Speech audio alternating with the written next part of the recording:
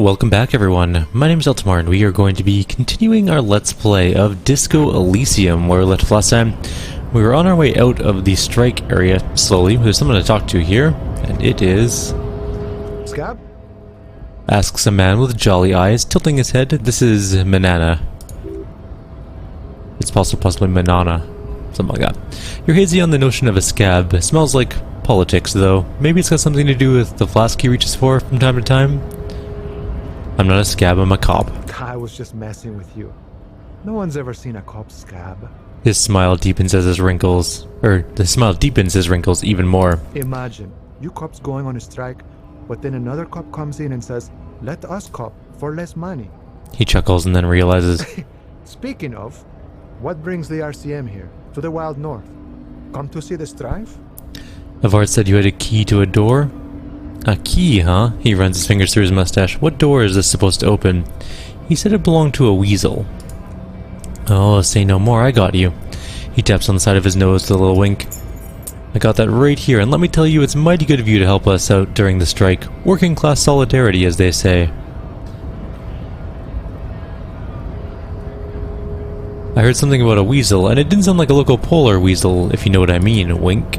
Polar weasel, oh I know what you mean. I'm pretty sure he's actually Occidental though, so you're going to be committing fratricide, my racist friend.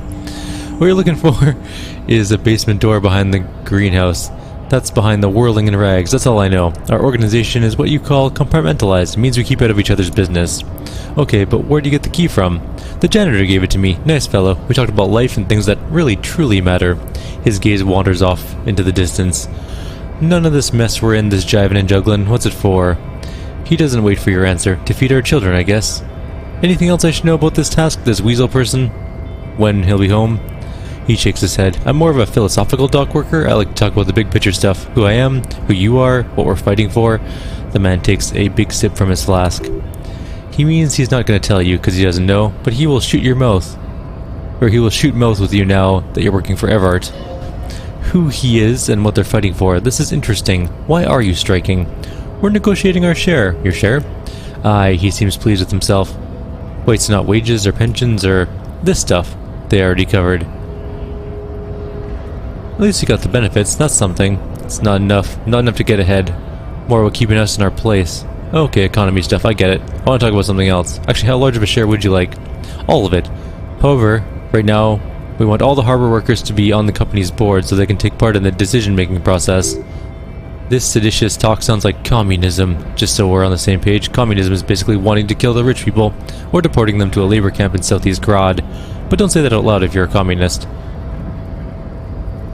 Are you a communist? No, he pauses to think for a moment. I don't think I'm a communist. Seeing something of value and saying I want it all to myself is a much older and simpler notion. No science to it at all. Even a weak child can think it. The only things holding someone back are I can't and I shouldn't. Cool, I don't have anything to add to that. None of the above kind, man. No harm in being that. The boss man, Evart. Or Evart, sorry. What can you tell me about him? I think it's best you make up your own mind now that you've met him. And he shrugs. In my eyes, he's a capable organizer and a decent businessman. What does bossing the union entail anyways? I guess you kinda get to be the village chief. He oversees the harbor, makes deals with the owners or other relevant parties, and watches out for his own. By that you mean corruption. By the heavens, why would he not be corrupt? We live in a harsh and disordered world, see? And in this world, the old man is corrupt for our benefit, and we know it, appreciate it even. He is personally not too lavish. That desk seemed lavish to me. He is reasonably lavish, sure, that's his prerogative. Not like you want a saintly demeanor on a corrupt motherfucker. That'd be a manipulative illusion. Besides, there are no non-corrupt systems in the world anyways, and moralism is the most corrupt of them all. This man has a political theory, and it has not failed him today. Not failed him today, I think. You seem to have spent a lot of time thinking about the political situation. Sure, I've had the necessary free time. He spreads his arm wide, using the reach to show how much time he has. Fortunately, there's always time. The look in his brown eyes conjures up an understanding. For him, having command of his time is the most important thing. It all comes together now, the way he speaks about scabs, his general attitude. He's a follower of a 500-year-old Franco-Genarian Boidario code, itself an appropriation of Vespertine cool. That of a noble peasant or traveling herdsman, true to yourself, independent in your actions, loyal to your friends. Maybe I'm a Boidario? Something like that. No. But I could No. The man sits on the railing, his hands reaching far and wide, yet it feels as if he can effortlessly go wider, if need be, an endless torrent of time. Any idea who killed the hangman? The mercenary, eh? He shrugs. Who could have killed him? That's indeed the question. Why even do such a thing?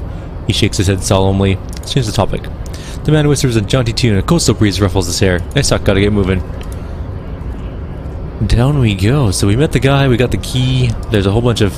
That is a large dude. There's a house thing here. I'm just gonna go past. What is this? Fritte. And another sick sign. I'm gonna take the magnesium. Jump Jams, popular music mag. A glossy magazine, most able-bodied men. This issue has a top 10 list. Who are you?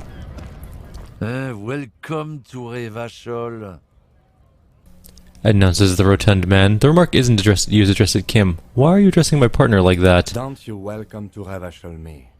My grandfather came here from a 3,000-year-old racist isolationist culture, while your ancestors came to this island a mere 300 years ago. Lieutenant fires back. Every school of thought and government has failed in this city, but I love it nonetheless. It belongs to me as much as it belongs to you. You tell him. It's men like you who keep Revachol divided, making it that much harder for everyone to climb out of this post-war limbo. He pays us no attention. What he means is, fixation on the Revacholian nation makes it harder for Revachol to actually attain self-determination.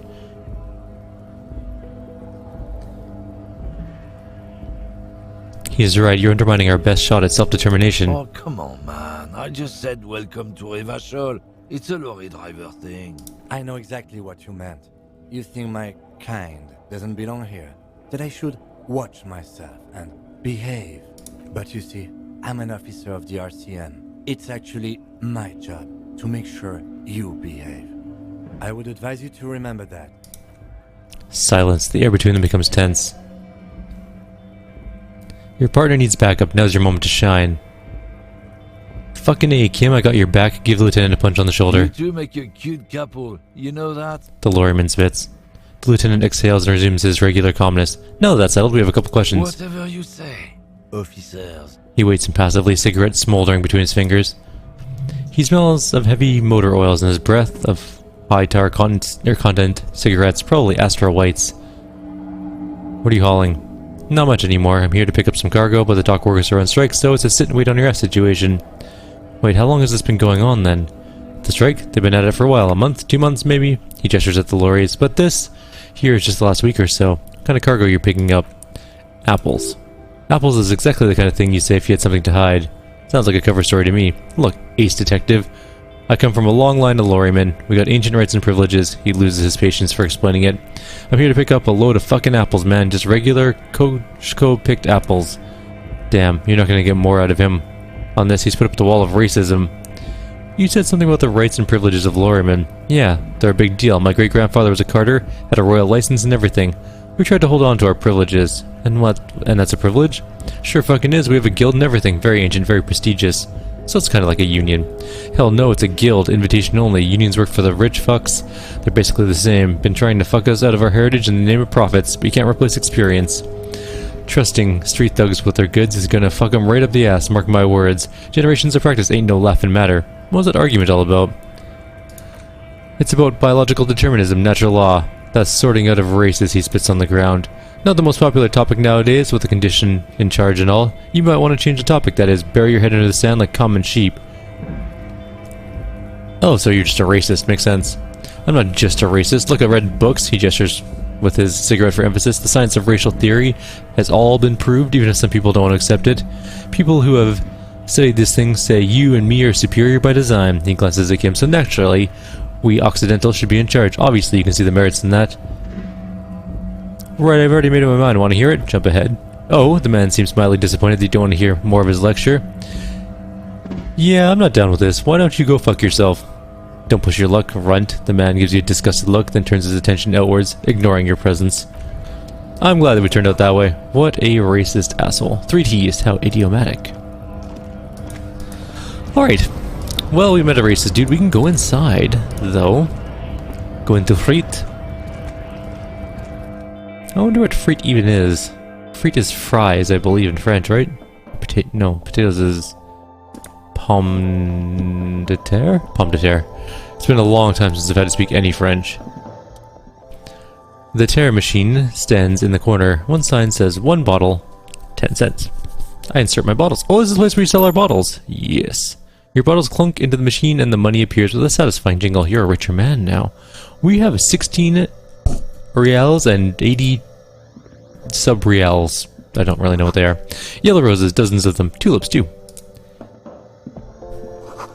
A melancholy pop song plays on the radio.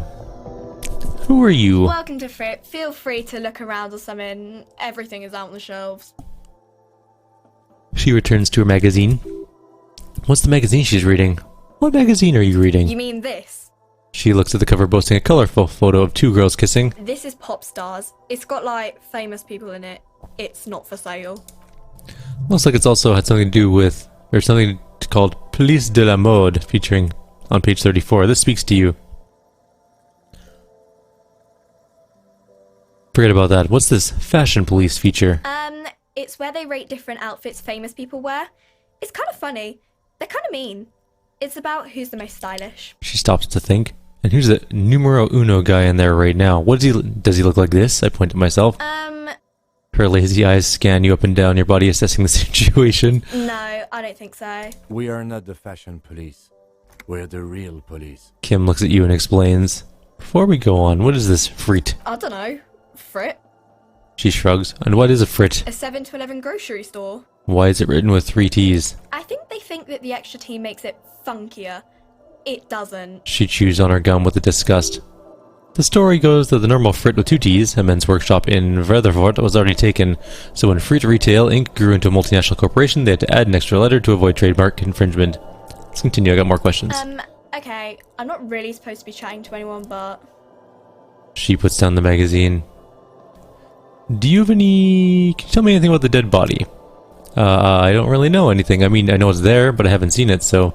Did you know the man who died? Not really. Not really, does that mean you know him a little? No, I didn't know him at all. How long has it been there?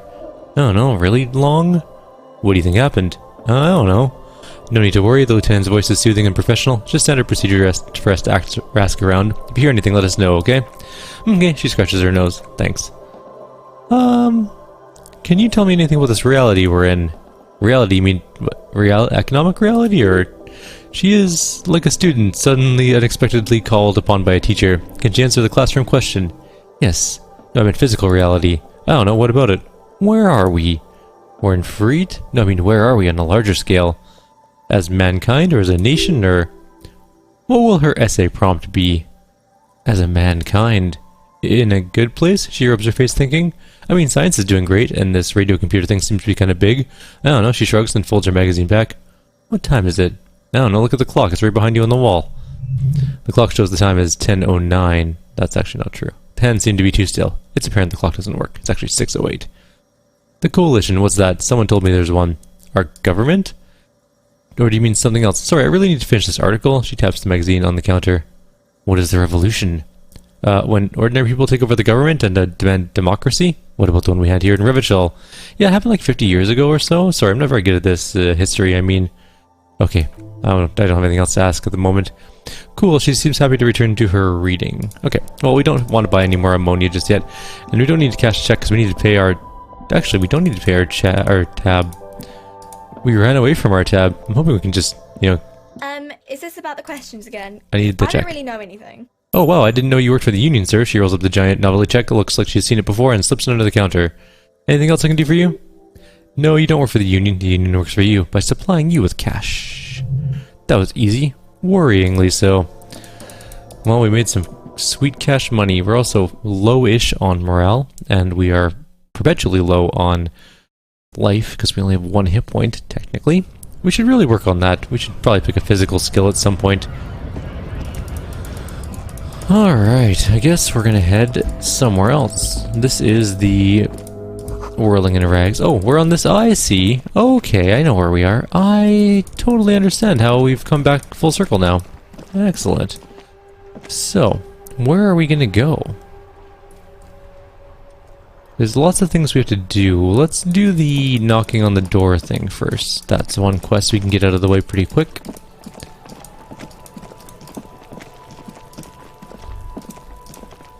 I think it's this door.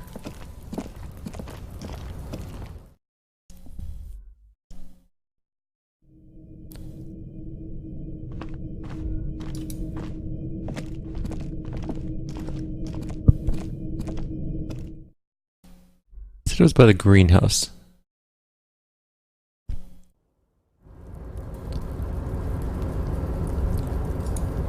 Now, how do we get down there, though? Maybe we have to go in the greenhouse and then out that door. Okay, we'll try that out. I don't know if we can enter the greenhouse yet. I guess we'll find out pretty quickly. We now have 41.8 reals, or maybe we have 4,180 reals. I'm not exactly sure what the sub-reals are called. Are they just cents? Okay, we definitely can't go in there. The body is still there. What is this?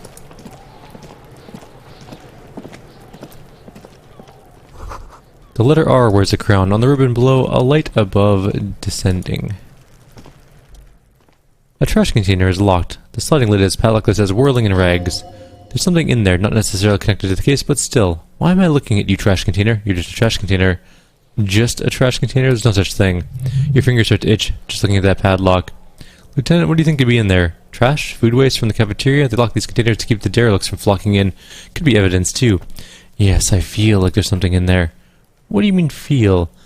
It's extrasensory perception. Whatever's in there holds a special significance. I agree, we should get someone from the remote viewers division here. He's being sarcastic. Do not ask what a remote viewers division is. There's no need for sarcasm. I just feel strongly about it, that's all. Maybe it's not connected to the case, but still. Oh, he pauses. It might also be evidence the mob could have disposed something in there. We should get it open. How do we get it open? We could try using a pry bar, or like the one you took from my motor carriage, or Lieutenant? Or we could ask for a key from the manager of Whirling and Rags. He probably has one. Well, we definitely do not have the physical strength to do so, but mostly because the tool is not equipped. So let's start with that. Alright, switching out our flashlight for this, we're going to save because there's a good chance we'll just die. Yeah, we'll give it a shot. 3% chance. We failed.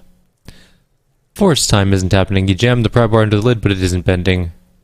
Hang from the pry bar with all my might. There's a creaking sound as the pry bar slips under the lid. You hang from it like a moron, huffing and puffing. Clearly the technique is wrong, but nothing else comes to mind. What kind of metal is this? This fucking shit. The quality of metal is not the problem. From what I see, it's sturdy enough. Don't kick it because I'll probably die. Alright, we might need to go talk to the guy and get a key. Although he doesn't like us at all. So maybe not. Let's look at our quest log. That's not the right button. L?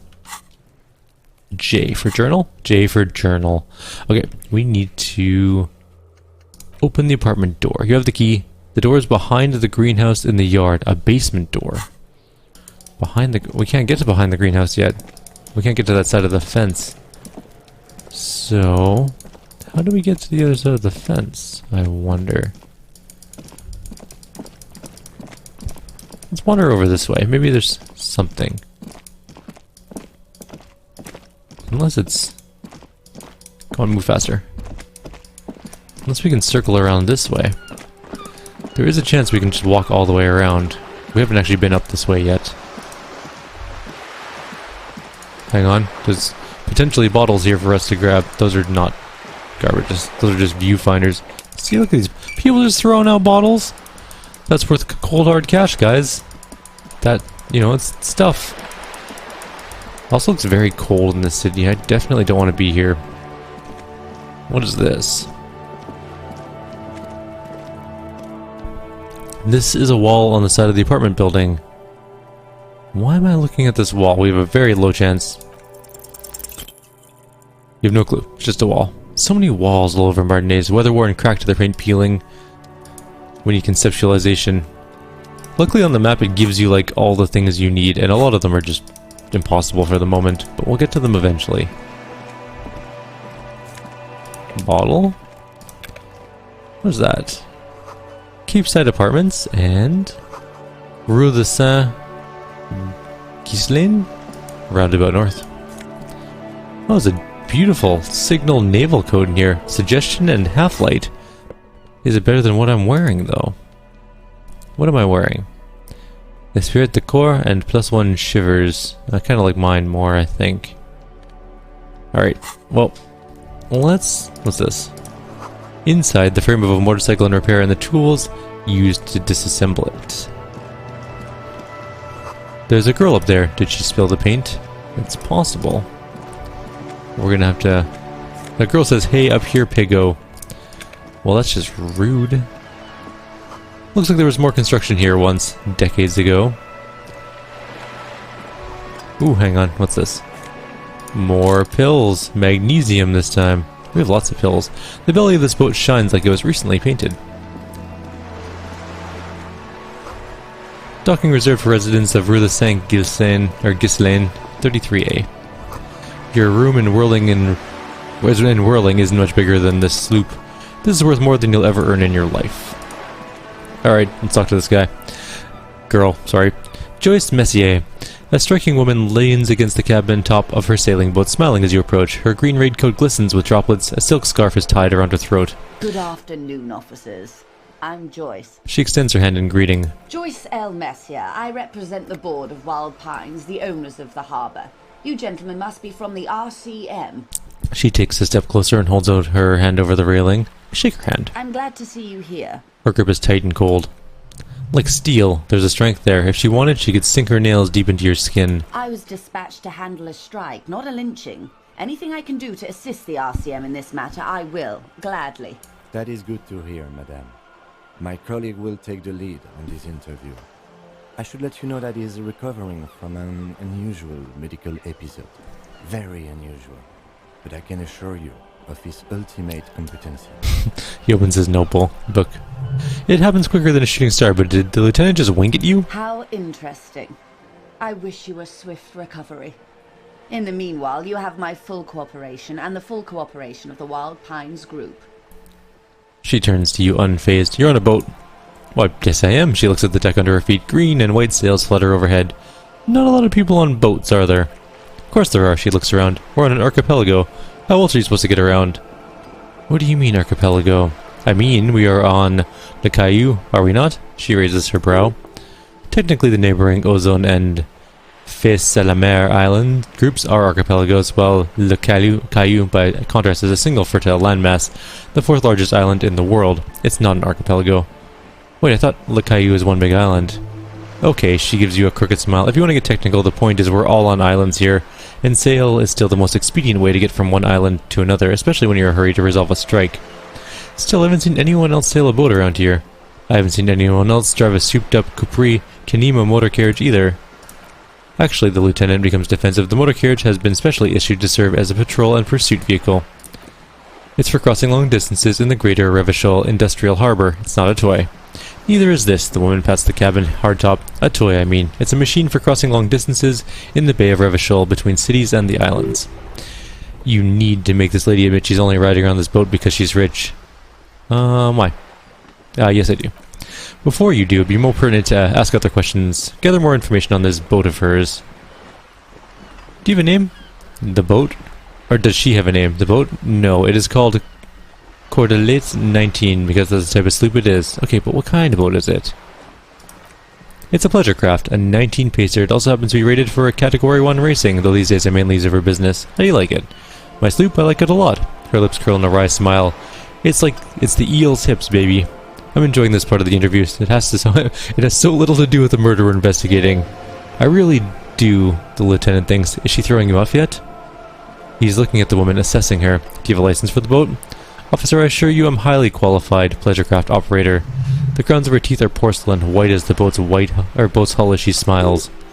Her nonchalance might be related to something called the Wayfarer Act, a law that states that she doesn't need a license. Sly Fox, you're not aggressive enough to harass her further on this. Let's talk about the economics of this boat you're on. Oh my, the E word. You mean to say that it's a symbol of conspicuous consumption, that I'm a member of the ruling class? She crosses her arms. No, it's a symbol of our subjugation to foreign capital, the bad kind of capital. Detective, may I remind you that Miss Messier is a professional negotiator? She doesn't look like she thinks you'll best her in single combat. Then what does that say? She points to the plaque on the side of the pier. Does it say, docking reserved for residents of Rue de Saint-Ghislain 33A? 33A, this old proletarian haunt here. She waves at the ruin looming overhead. As I said, plenty of people drive boats of all social strata. I fire back quickly. Your synapses flash. This house was built before the revolution. Okay, it is anti-centennial. She looks at the building looming ahead. The people who lived there now lead a different lifestyle, if you know what I mean. I assure you they drove quite a hard bargain for this space, but you're right. I'm a bourgeois woman, and this boat is my fast, lightweight, interminably bourgeois boat. I think I have a handle on the boat thing. Good. She takes a sip of her thermal cup. Tell me about the Wild Pines. What do you do? What do we do? I'm afraid I don't speak for the Wild Pines as a whole. It's a giant undertaking. There was a touch of discomfort there. She wants to merely represent. So what do they do? The Pines' core competency is logistics. Container shipping, freight, that sort of thing. She points to the small dots on the horizon. See those airships there blinking? Those are the shipping side of things. Then to the east, towards the harbor, and that is the terminal. Another subdivision deals with the energy, oil and gas exploration, offshore platforms. The Wild Pines group is one of the original Revacholian Indo-tribes, companies awarded royal monopolies by the king, the suzerain, himself centuries ago. The king is long gone, but several of the Indo-tribes remain. Who are the other Indo-tribes? Saint Baptiste, Lum, an unknown entity known as the Brightest Star. You're in good company, it seems. Why, thank you. She does not register the real meaning of the remark. How much money does Wild Pines have? I'm not at liberty to discuss the company balance sheet, but I can tell you that last year, the company booked more than 20 billion real in revenue. The money I owe is so much less than that. Yes, past a certain point, numbers seem to become imaginary, but they are quite real for the 72,000 employees who depend on Wild Pines for their paychecks. A conglomerate the size of Wild Pines is like a shark. If it stops moving and growing, it will die. Then what becomes of those 72,000 families? It is a tremendous responsibility. And where do they get all these billions? They started as an exploration and cargo fleet conducting trade between the Samaran and Insulindian Islas 250 years ago, when Pine ships explored the South Seminese and charted Lo Mentang on behalf of the suzerain. Centuries of care, deliberation, and madness have gone into this endeavor. Vessels pass through the great unrest to re-emerge with apricots in tow. The logic of the system is totalizing. It's taken everything from its employees to build it. Probably helps to start with a royal monopoly. You know more than you let on. She takes a sip and looks you over afresh. Certainly it helps, but most of the original Indo tribes have failed or been absorbed. To survive, Wild Pines had to grow and adapt. No suzerain did that. What does such a huge system want with a place like this? You mean aside from being the terminal's legal owners? She gives you a little smile. Who are responsible for moving 8% of the world's cargo? 8% of all cargo in the world? That's quite the endeavor indeed. She nods forcefully. There are no minor cogs in the system. Each terminal must be accounted for, lest the entire system break. Every hiccup in a system means thousands lose their job, the world over. I'm here to assure that doesn't happen. With your help, hopefully, she says her warm tone. What can you tell me about the strike? Everything, she smiles, right up to, but not including, trade secrets. Wait, what if I want to hear the trade secrets? First, you have to repeal the Emergency Act of Trade and Elements, that gives me the right to silence. It's quite the octopus. An octopus, I will slay it. Good luck. It's only kept in place by the vested interests of half the civilized world, including your own. What the ma'am means is that the Emergencies Act and the RCM both get their authority from the coalition government. But I'm derailing us. You want to know about the strike. What's your role in this precisely? I believe the official title is Senior Labor Negotiator. In practice, I'm a grocery clerk. I relay the union's demands to the Wild Pines and return the Wild Pines' counteroffer. And how are the talks going? They're not. That's the problem. The union stopped all negotiations a week ago after that awful lynching took place. Wait, she just admitted that the lynching and the strike are connected. Now they won't even let me into the harbor. There's a 2.2-meter racist behemoth blocking the gates. Tell me about the behemoth. What can I say? The union employs a giant covered in tattoos. She pauses. A racist giant. I guess that's part of their big tent organization now. So the strike is connected to the lynching. Her eyes narrow. Yes, I believe there's a connection, but that's a subject for later. How were talks going before the lynching? Let's say I was not making the kind of progress I'd hoped when I first arrived. And when did you first arrive?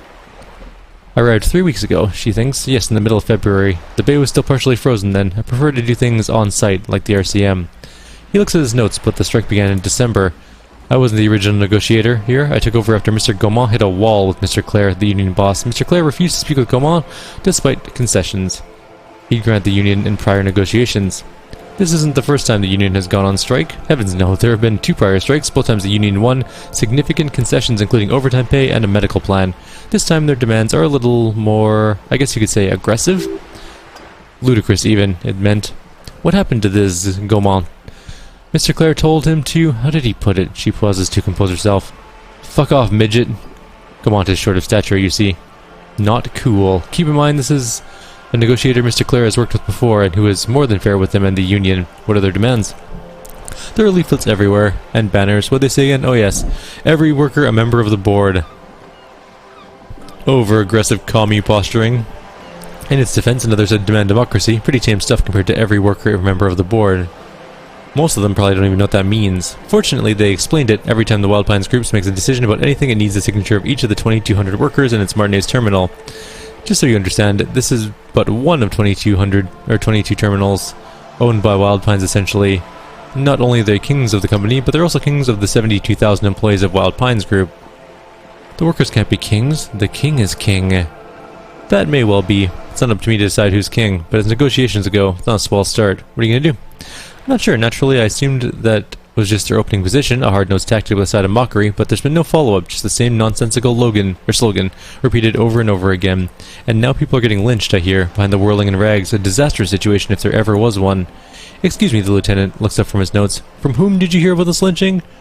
Her reply comes quick. I first heard it from the Bois at the gates, the one whose very name advertises his aversion to work. I think he said it was Call Me Manana. This checks out. The scabs at the gate, did you put him there? The scabs? She raises her brow. You mean the huddled masses of Jamrock come to plead for work where the Union refuses to? Don't let her answer it. Herself. Let's call them strikebreakers. You put them there, right?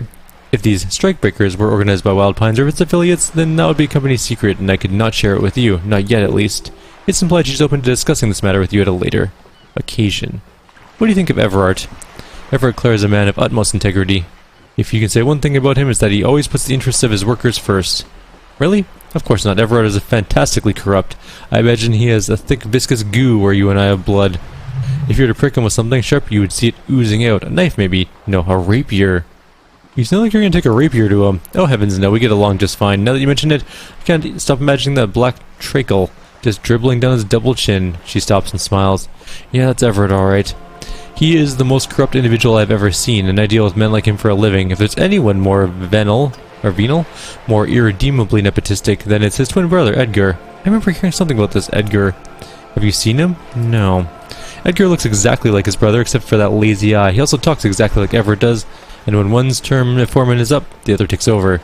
It's how they circumvent the term limits, you see, with a funny little switcheroo. While in office, they've embezzled God knows how much of the workers' dues. What about the union itself, outside of the brothers Clare? The Debadeur Union was once a perfectly normal institution 20 years ago, anyways. It must not have been easy to establish under the Emergency Act, but they did it. I respect that.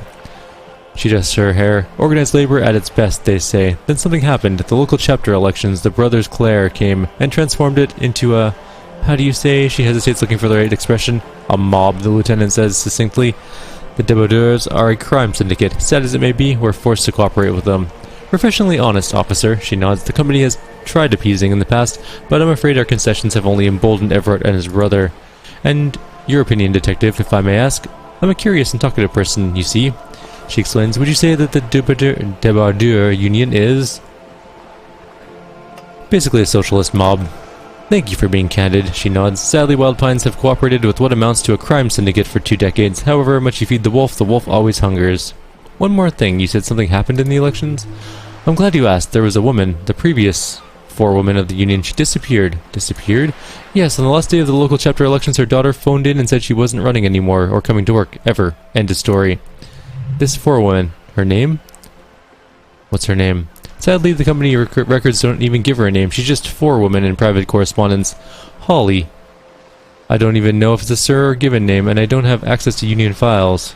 Some kind of extortion, probably. Indeed, the company suspects foul play, but there's nothing they could do. There's a union matter. The point of the presentation is, these kinds of things happen around the Clares. Watch out when you're dealing with them. Thank you for your concern, ma'am. We'll be fine. That's all I need here. Let's change the topic. What can you tell me about the lynching? Quite a few things, I'm afraid. She falls silent for a moment, contemplating something. The information I'm about to share with you includes sensitive trade secrets. For the sake of my employer, I have to ask for your names and badge numbers. Of course, ma'am. We should have introduced ourselves. I'm Lieutenant... The lieutenant hands her a piece of blue plastic. I'm Lieutenant Kisaragi from Precinct 57. And this is my colleague from Precinct 41, Detective Dubois. I'm afraid Harry doesn't have his badge at the moment. I hope mine will suffice. Oh, what happened to yours, Detective? She returns the lieutenant's badge and turns to you. Remember when my partner told you I'd recently suffered from an unusual medical episode? My lost badge is related to it. I see. She looks increasingly worried. So you're saying you lost your badge during the course of this episode? Yes. I can't hear you, darling. Speak up. It's possible. After a night of heavy drinking, I lost all memory of my life in the world. Oh, dear, she says with confusion. Sadness, even. Some kind of encephalopathic amnesia? I don't even know how to respond. I do believe you, naive as that may sound. I simply can't believe... or I can't imagine what you would gain by faking such a condition. As I said, ma'am, the lieutenant interjects. His technique may be very unconventional, but he is an officer of the RCM. Of course I sympathize, but I'm afraid I simply can't share anything more till I've seen that badge. She's a professional negotiator. She might be open to some sort of mutually beneficial arrangement. How do I negotiate my way out of this? I succeeded. She's a negotiator. Just float a favor at her. Insinuate. Surely there's some other way to demonstrate our law enforcement credentials. I'll be frank with you. She puts down her thermal cup. If I'm going to break my protocol, I need to be able to justify it to my superiors. They're going to want to see something very tangible. You're in. But expect her to drive a hard bargain. Like what? Reports from the inside Terminal B suggest it's a hub from the local drug trade. This is an open secret in Martinez. The Union controls the terminal, so it goes to reason they're profiting from this trade. The company has tried looking into the matter before, but to no avail. Perhaps someone with your authority and resources might turn over the right stones. Or, she picks the cup back up, you can recover your badge, though if I might be blunt with you, it sounds like that might be a lost cause. Detective, the lieutenant closes his notebook. A word in private before we continue. Excuse me for a second, madame. It's clearly like the hard stuff, brother. The what? Sounds like my stomach is growling. Evening falls. The time has come to take the vows. The vows? The vows of blood and flesh. What is my lower intestine going on about? Lower intestine? This term is metabolic and circulatory system? Okay, what's the hard stuff? Fascism, brother. What is fascism, bro? Though, many things, but it's mostly about trusting your gut. Who does your gut tell you is the source of Revachel's problems? Oh, you're my circulatory system. Quit stalling, brother. We were talking about the weakest, worst, most insane thing, the weak link. None of these people? Financiers? Yes, them, but also... women? Women? Women, men of woe. You don't like them, they're insane. Their idiocy needs to be scrubbed off this world with rubbing alcohol. Women need to go back to the fucking kitchen. Jesus. Okay, I've made up my mind about this fascism thing. I am opting out. I'm not gonna be played by an upset stomach. There's a slow, painful growl somewhere in your intestines knocking on your alcohol-engorged liver. It is one of betrayal and disappointment. We are not going fascist, anti-women crazy. I can't move. Can we save? Yes, we can save. No, we can't save. Okay, well, we're gonna keep going then. Oh, we got a thought completing. Guillemets de million. You get +1 pain threshold. Blood oxygen is boring. All psi learning caps raised by 1. Cool beans. We should put some more things in though. Like some kind of superstar. We're internalizing that. And we're gonna take off. Can we add more? How do we unlock these? Spend 1 skill point to unlock a new slot. Yeah, okay. The 5th Indo tribe. Let's internalize that one too. Alright, now can I save? I can save. Alright, perfect. This is a good time to end the video. Like always, if you have any suggestions or comments, please leave them below. Otherwise, I'll see you all next time. Take care.